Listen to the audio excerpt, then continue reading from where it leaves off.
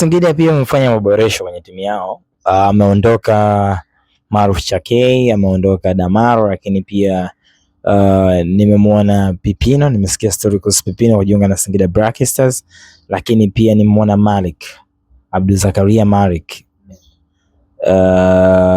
ameongezeka ndani ya timu, ametoka ni Pamba kama sikosei. So Singida ni aina ya timu ambayo inaweza kucompete na timu yoyote kwenye nchi kama wakiamua kushindana kweli. Singida na wachezaji wazuri ambao wana uwezo wa compete na wachezaji wa timu yoyote ndani ya nchi. So kama ni game kweli ya kiushindani, Young Africans hana mechi nyepesi. Hana mechi nyepesi. Hana mechi nyepesi kwa sababu hakuna tofauti mkubwa kati ya player profile na player quality kati ya wachezaji waliopo huko Singida na wachezaji waliopo Young Africans.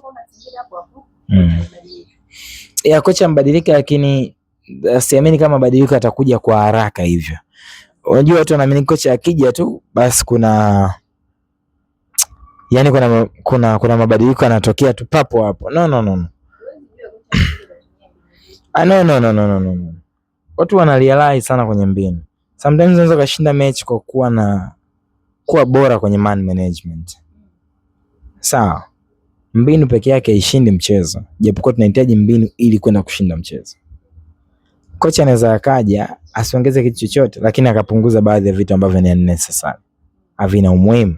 Wote wanaamini kila kocha akija anaongeza vitu. Kuna kocha anakuja anaangalia mlichokifanya afa anapunguza baadhi ya vitu. Na kocha anaanza kuinject vitu vyake taratibu. Haiwezi kuwa tu gubaya ni vitu vimeapia. Hapana. Taratibu anaanza kuintroduce patterns anataka kutumia, how we place, kwa maana namna gani tuna place, si tuna react vipi kwenye set play, tunatengeneza vipi nafasi kwenye open play, tuna press kuanzia wapi, kuanzia chini, kuanzia katikati, kuanzia juu, how namna gani tuna dominate games via possession, au tuna possess, tunatawala mchezo tukiwa tuna mpira na kwa namna gani. Ni vitu vingi, yani vitu vingi vinatokea. Lazima usome behavior za wachezaji. Ukiwa na great idea afu ka apply kwa wrong people, hiyo idea yako itaonekana ni ya kipuuzi.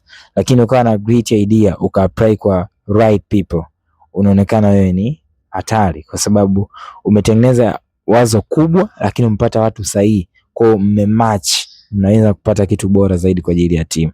Kwa nafikiri sio ni mabadiliko makubwa sana ya kiuchezaji ndani ya Singida. I believe wataendelea kuwa na back four, wataendelea kuwa na viungo wawili wakabaji, kuwa na viungo wawili washambuliaji na mshambuliaji mmoja. Guede pia ameongezeka ndani ya timu. Kwa nafikiri ni mechi nyingine nzuri na mechi nyingine tough. Inawezekana ikawa na bato kubwa kama wataamua kweli kwenda kumaanisha kile ambacho watu wengi wanasubiri kukiona. Na wana uwezo wa kufanya hivyo, wana uwezo. Ni mechi ambayo natoa 55 kwa 45. 55 nampa Yanga na 45 nampa Singida Black Stars. Karata zako unachezesha kwa nani kwenye mashindano haya ya nusu finali na kuja finali? Nani anacheza finali, lakini nani ataibuka kidedea kuchukua kombe la Mapinduzi? Finali inapata ugumu kiukweli, kwa sababu timu zote nne kila mtu ana nafasi ya kwenda finali. Lakini pia nani atakuwa bingwa anapata ugumu pia. Kama sio napata ugumu kwenye nusu finali, maana hata bingwa pia anapata ugumu. Ningekuwa najua timu gani zinajidhihirisha kwenda hatua nusu finali, ningekuwa najua finali ni nani ambaye anaweza akachukua. Lakini watu wengi wanatamani iwe hivyo, lakini hata Azam na Singida na wenyewe wanatamani kwenda finali. Unanielewa?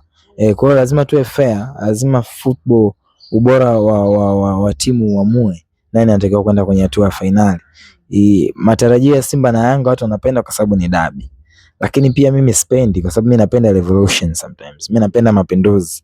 Napenda kuona okay fine, finali ya Yanga na Azam, Simba na Singida Black Stars, it will be okay pia. Kwa sababu msimu uliopita kwenye FA Simba alipoteza mechi mbele ya Black Stars na ilikuwa ni easy win. Ama comfortable. Yani Black Stars walikuwa very comfortable kwenye ule mchezo kupata matokeo. Kwa hiyo nafikiri ni wakati mwingine sasa kuona Azam na Singida Black Stars wanatakiwa kureact. Any sio sawa kila siku Simba Yanga. No. Mimi natamani kuona mabadiliko na wengine wa react, wafanye kitu. Hii imekaaje kwa mashindano haya ya Mapinduzi Cup ambapo timu zilishiriki ya Zanzibar lakini zote zimetolewa. Ni kwamba wanaogopa timu za michezo ya ligi Tanzania bara na Tanzania ama ni nini? Maandalizi tu. Maandalizi, lakini pia ubora. Huwezi compare timu za bara na visiwani.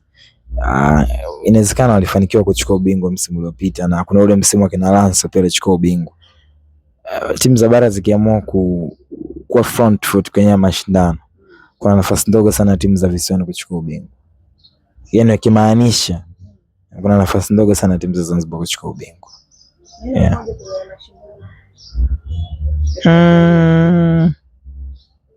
Watupe burudani to enjoy. Tunatakiwa kuenjoy, tunatakiwa kufurahia football. Watu waonyeshe ufundi, watu waonyeshe mbinu zao, watu waonyeshe ubora wao, watu waenjoy, kwa sababu sisi lengo letu ni kuangalia football na kuenjoy, kwa sababu football ni maisha yetu ya kila siku. Tumalizie kiwango cha kocha Pedro wa Africans. Chake ipoje hadi sasa? Amejitahidi na anaendelea kufanya kazi yake vile ambavyo inatakiwa kufanyika. Nafikiri ameibadilisha Yanga Africans. Yanga imerudi kwenye ile Yanga ambayo kwenye baadhi ya vitu ndio ambavyo anacheza bado hajawa hatari sana, lakini angalau unaona ideas nini wanafanya wakiwa uwanjani, especially kwa na mpira, nini wanafanya kwenye transition, nini wanafanya bila mpira, mwalimu anahitaji nini, aina gani wachezaji anataka kuwatumia. Kwa hiyo unaona sio kitu kibaya.